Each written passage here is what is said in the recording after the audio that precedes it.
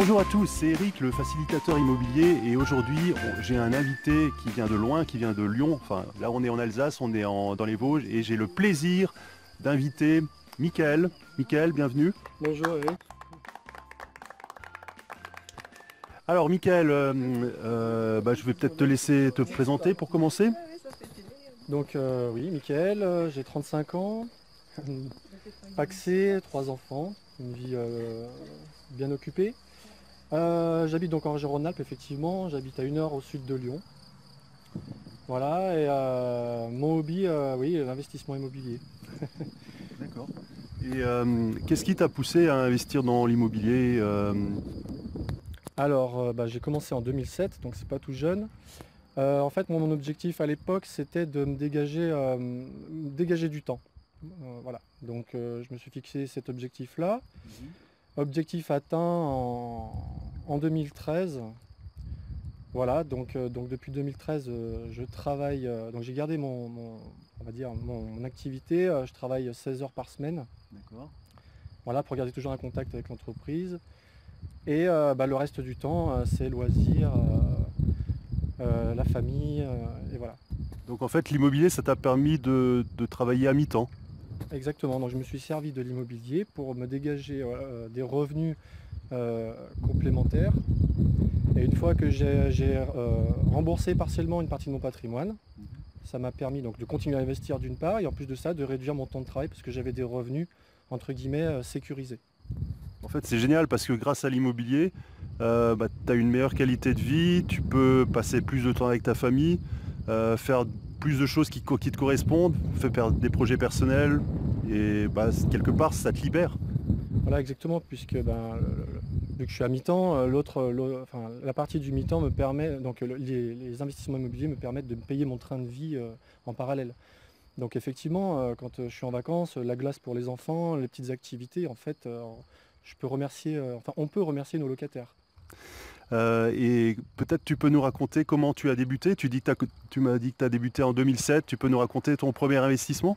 Alors le premier investissement un peu atypique, on va dire, j'ai acheté un terrain agricole. J'ai commencé avec un terrain agricole, 3000 m², D'accord. ticket d'entrée 9000 euros, Mhm. donc un petit budget. J'ai voulu commencer doucement mais sereinement. Et mon locataire, qui est toujours le même locataire, c'est un cheval. Donc voilà, j'ai commencé avec un petit investissement. Et ensuite, progressivement, je suis monté crescendo dans la complexité et dans les volumes, quoi. D'accord. Ouais, c'est plutôt original pour commencer donc c'est un terrain en fait, qui est un terrain pour commencer. Bon, d'habitude les gens commencent avec des appartements ou peut-être des garages. Et donc là, tu as commencé par un terrain et bon, c'est vrai que c'est bien de commencer avec quelque chose de maîtrisable au début et d'aller crescendo comme tu le dis. Alors peut-être tu peux nous parler du deuxième investissement? Alors, deuxième investissement, donc là, on rentre sur du bâti, un 2 pièces de 40 mètres carrés. D'accord. Voilà, dans une commune de 30 000 habitants, toujours à proximité de ma résidence principale, donc on est à 35 minutes. Voilà, le locataire, donc là c'était en 2008, le locataire est rentré en février 2009, puisqu'il y avait un petit peu de travaux de rénovation à faire. C'est toujours le même, monsieur Armand, depuis 2009. Tout se passe très bien. Voilà, un loyer à 372 euros net. Voilà, charges comprises. Voilà, donc toujours la même personne, une fiabilité, un quinquagénaire, tout se passe bien. D'accord. Et ça, c'était une opération facile, ça c'est pour toi comme c'était facile à faire? Alors voilà, donc là, premier bien 9000 euros. Là, sur le 2 pièces, on était à 47 000. Donc oui, un ticket d'entrée un peu plus important. Alors pour raconter un petit peu la petite histoire, j'ai fait l'erreur de prendre un crédit court sur 10 ans en mettant pas mal d'apports. Donc j'ai mis j'ai emprunté 30 000 euros sur les 47 000. Donc j'ai mis quand même un petit peu pas mal d'apports. Alors erreur oui et non, parce qu'en fait ça collait parfaitement avec mon objectif, ça je m'en suis aperçu après, c'est que j'ai pu le rembourser par anticipation seulement en 5 ans. Ce qui m'a permis de retrouver de la crédibilité auprès des banques pour la suite, D'accord. pour repartir sur quelque chose d'encore un peu plus important, 2013, voilà, pour partir sur un immeuble de rapport qui lui, voilà, à chaque fois, va me ramener encore des revenus complémentaires et là dégager beaucoup plus de cash flow. Voilà. Alors moi, ce que j'aime bien dans ta stratégie, Michael, c'est que, c'est que tu penses toujours à la suite. En fait, tu te dis, c'est important que le banquier ensuite soit rassuré pour que je puisse continuer toujours à investir. Et ça, c'est vraiment une chose très importante quand vous investissez. Pensez toujours à ce que le banquier va dire ensuite. Si vous avez une opération qui est positive, voire qui est soldée, comme dans ton cas, c'est beaucoup plus facile ensuite d'emprunter puisque vous avez plus de capacité d'endettement et donc vous pouvez aller beaucoup plus loin et donc à chaque fois vous pouvez monter d'un cran d'un niveau. Et c'est ce que tu vas nous expliquer, je pense, avec ton troisième investissement. La condition pour pouvoir emprunter pour un immeuble de rapport, c'était que j'avais un budget à pas dépasser, puisque j'empruntais en nom propre et tout seul. Donc ça, c'était une volonté de ma part. Et puis donc, voilà, pour la banque, pour rassurer la banque, ils voulaient que le bien soit déjà loué entièrement, etc., etc. Donc là, je cherchais un immeuble de rapport qui rentrait dans ces cordes-là. Celui que j'ai retenu, en fait, donc c'était un immeuble qui se situe dans une commune de 2000 habitants, en plein centre village. Je dis bien village, 2000 habitants, c'est très petit. Comme quoi, il y a de la demande locative de partout. Et voilà, donc là j'ai joué un petit peu la mixité. On a un local commercial qui était loué bien sûr, qui l'est toujours. On a un premier étage, deuxième étage, on avait 2 T3. Et le petit plus dans cet immeuble, ce qui m'a fait retenir voilà, mon attention, c'était qu'il y avait 2 dépendances accolées, en fait 2 petites maisons. Bon, c'est des dépendances, il n'y a pas d'eau, enfin il n'y a pas d'électricité, tout ça, c'est tout à faire. Moi je me suis dit, voilà, moi je vais faire mes calculs avec la première partie, la partie immeuble habitable. Si les calculs sont bons, j'aurai toujours ce bonus pour après. D'accord. Donc en fait, tu as vraiment sécurisé les choses, tu as vraiment bien réfléchi.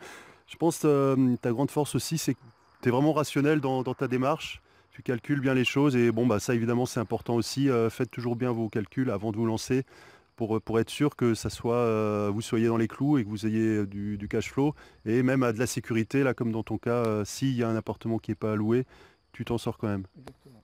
Voilà, tout à fait. Oui, oui. Sur les 3 logements, il suffit qu'il y en ait 2 qui fonctionnent, même si j'en ai un de libre. C'est ce qui s'est passé pendant le temps des travaux de la rénovation de l'intermédiaire. On dort sur ses 2 oreilles, puisque en plus j'ai une partie du patrimoine qui était déjà payé, l'autre appartement qui n'était pas dans le même secteur, etc. Donc tout s'équilibre. Un investissement, ça demande un peu de temps au départ, parce que le temps de se mettre dans le projet, de construire tout ça, les rendez-vous avec la banque, voilà. Une fois que tout est sécurisé, vous choisissez vos propres locataires. Tant qu'à faire, vous récupérez les bons, enfin vous choisissez les bons. Donc là, il y a des techniques pour bien cibler.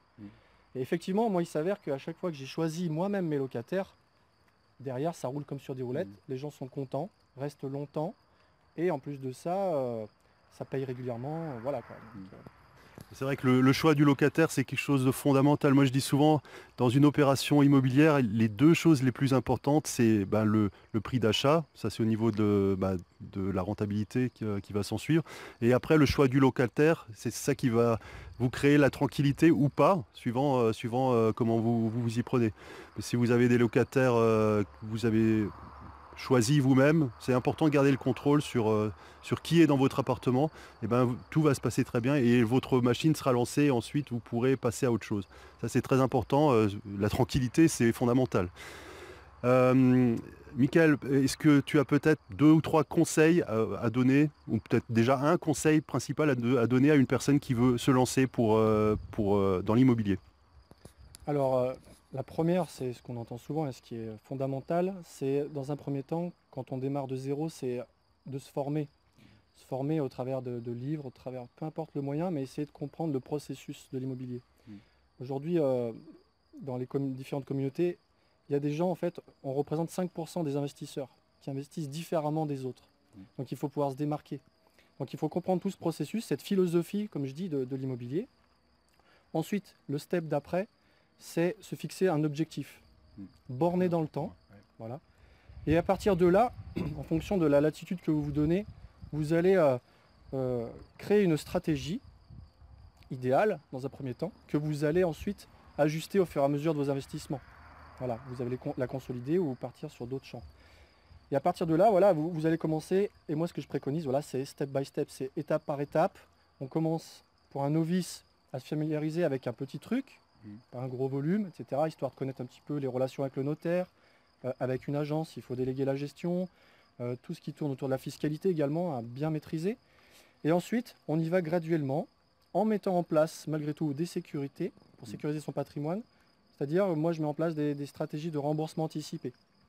Malgré que ça ouvre le fait de payer l'impôt, on va dire, hein, parce que quand vous remboursez par anticipation, forcément, vous n'avez plus les charges de crédit à déduire, mais vous diminuez votre poids de dette, ce que j'appelle, et ça vous permet de retrouver de la crédibilité pour partir sur d'autres investissements, peut-être même plus ambitieux. Il ne faut pas oublier qu'un investissement, c'est quoi? C'est un établissement bancaire qui vous fait confiance et qui vous prête, et c'est des locataires fiables qui vont payer à minima, qui vont rembourser le crédit tous les mois. Et si vous pouvez vous dégager entre les deux une rémunération, c'est que mieux. Mais tout ça, voilà, ça se construit dans le temps. Alors l'immobilier, oui, c'est un cycle long, hein. Les durées d'emprunt sont longues, même si on fait des remboursements partiels ou total. Le pilier de l'immobilier est très bien pour atteindre la liberté financière, mais je pense que ça ne suffit pas à court terme. Il faut le faire pour avoir une vision plutôt sur 10 ans. Vous voyez, moi, j'ai commencé en 2007, il m'a fallu 6-7 ans. Voilà, on est dans cet ordre d'idée-là. Oui, je suis d'accord avec toi. Ouais. Ce qui compte, c'est vraiment de sécuriser. Si on part trop fort, il y a des gens, après, moi, mon aversion au risque, elle est relativement faible et j'essaye de diminuer au maximum ce risque. Donc c'est pour ça que je sécurise. Voilà, je monte pierre après pierre. J'ai fait un bon ciment, ça tient bien. Et après, voilà, c'est du solide. Oui, parce que vous vous doutez bien, 3 enfants à charge, une résidence principale, je ne peux pas me permettre de mettre ma famille en danger, quoi. Bien sûr, bien sûr. C'est super inspirant en fait ce que tu dis. Donc en fait, si j'ai bien retenu, la première chose c'est se former. La deuxième chose c'est y aller par étapes. Objectif, stratégie, y aller par étapes. Et après, sécuriser les choses. Ouais, je suis tout à fait d'accord avec toi en fait, je trouve que c'est fondamental. Enfin, tu m'as dit tout à l'heure que tu aides aussi des personnes qui veulent se lancer. En fait, tu les suis personnellement, tu vas sur place pour les aider elles-mêmes à créer leur patrimoine immobilier, à acheter leur premier appartement et je trouve ça génial. Surtout que c'est du présentiel, c'est sur place. Donc bravo aussi pour ça parce que tu aides les gens et je trouve ça génial. Oui, effectivement. La création récente de cette entreprise qui s'appelle Invexpert, c'est donc les gens qui sont bien formés et qui veulent passer à l'action mais qui ont encore un peu des blocages ou que les formations n'ont peut-être pas suffi. Effectivement, je les accompagne physiquement, donc c'est l'accompagnement individualisé en rendez-vous privé. Donc on va suivre mes méthodes, c'est-à-dire qu'on va définir des objectifs, on va mettre en place une stratégie. Derrière, ils vont bénéficier de tous mes conseils au fil de l'eau. Je suis en contact permanent avec mes clients. Et de là, voilà, c'est eux qui vont faire le travail. Par contre, je ne suis pas là pour leur vendre quelque chose, un produit, etc. Je suis derrière eux pour qu'ils puissent avancer. Je suis le cadre et je fais en sorte qu'ils restent dans ce cadre-là et qu'ils ne se mettent pas en danger. Donc je les guide. Je les laisse faire volontairement des erreurs pour que je puisse voir leurs réactions, comment ils doivent faire. S'il faut, je les oriente. Mais voilà, je veux que ce soit eux qui réalisent leur projet et je suis là en fonction de support. Ah bah c'est génial. En tout cas, félicitations et puis bon succès pour la suite. Merci. À bientôt, Mickaël. Merci.